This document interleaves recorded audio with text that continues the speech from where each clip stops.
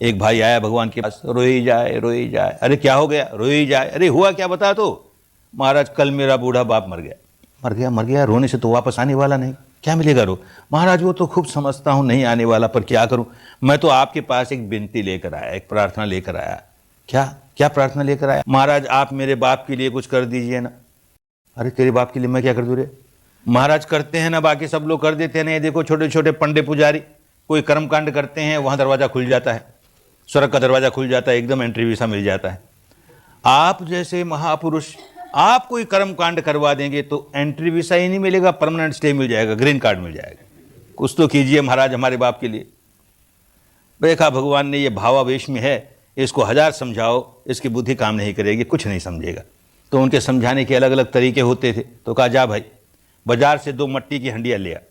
बड़ा खुश हुआ, भगवान को कर्म कांड कराएंगे। 2 मट्टी की हंडियाँ ले आया। कहा एक में घी भर लिया। कहा दूसरे में कंकर पत्थर भर लिया। दोनों का मुंह बंद करके सील कर दिया, अच्छी तरह कर दिया। अब देखिए तालाब है ना, इसमें दोनों को रख। दोनों अपने वजन से नीचे चले गए, पैंदे में बैठ गए। अब कहा एक मोटा सा डंडा ला, मार दोनों को, तोड़ दे। बड़ा खुश हुआ, भगवान कैसा कर्मकांड कराते हैं।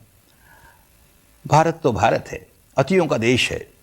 ऐसी अतियां इस देश में है कि आदमी ऊंचा उड़ते उड़ते जगत का गुरु बन जाए, विश्व गुरु, लोक गुरु बन जाए, सम्यक संबुद्ध बन जाए, अरहंत बन जाए, सारा ज्ञान का दरवाजा उसके लिए खुल जाए। ये भारत की विशेषता है। और ऐसा अंधकार भी है कि जहां आदमी अपनी सामान्य बुद्धि का भी इस्तेमाल न करे, ऐसे अंधकार में पड़ा रहे। दोनों बातें भारत में एक साथ चलती हैं। तो जैसे उन दिनों वैसे आज भी चलता है। किसी का माँ या बाप मर जाए तो बेटा उसके शरीर को शमशान भूमि में ले जा करके चिता पर रखता है, आग लगाता है, शरीर जलने लगता है, आधा सा जल जाता है, तो एक मोटा डंडा लेकर के उसके कपाल क्रिया करता है, उसका सिर तोड़ता है। बात तो इसलिए चली होगी, हर कर्मकांड उसके पीछे कोई कारण होता है, इसलिए चली होगी। शरीर सारा जल जाए तो भी ये खोपड़ी इतनी भारी होती है, इतनी कठोर होती है, जल्दी से जलती नहीं। इसको तोड़े तो जलेगी, तो क्या करे। और कोई तोड़ेगा तो घर वालों को बुरा लगेगा, तो बेटा ही तोड़े। और बेटे को यह समझा दिया कि यहां इसकी खोपड़ी टूटी और वहां स्वर्ग का दरवाजा टूटा, इसलिए तोड़ भाई। तो बेचारा तोड़ता है। अरे कैसी बात, कहां चल पड़ी, क्या हुआ, कर्मकांड बन गया। सब ऐसा नहीं मानते, पर कुछ लोग आज भी हैं जो ऐसा मानते हैं। बड़ा खुश हुआ कि अब मेरे बाप का दाह कर्म तो कल कर दिया गया था, भगवान वो कर्मकांड कैसे कराते।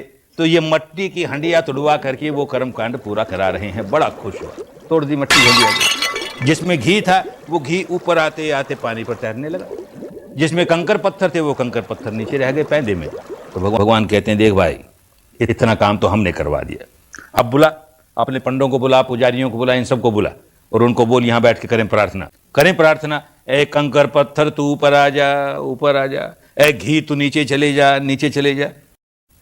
ये क्या कहने लगे महाराज, आप तो हमारा मजाक करने लगे। ये भी कभी होने की बात है? कंकर पत्थर पानी से भारी होती हैं, वो हमेशा नीचे ही रहेंगे, ऊपर नहीं आ सकते। ये कुदरत का बंधा बनाया नियम है। और घी पानी से हल्का होता हमेशा उसके ऊपर ही रहेगा, नीचे नहीं जा सकता। ये कुदरत का बंधा बनाया नियम है। अरे तो कुदरत के बंधे बंधाए नियम को इतना समझने वाला, तेरी समझ में इतनी सी बात नहीं आई।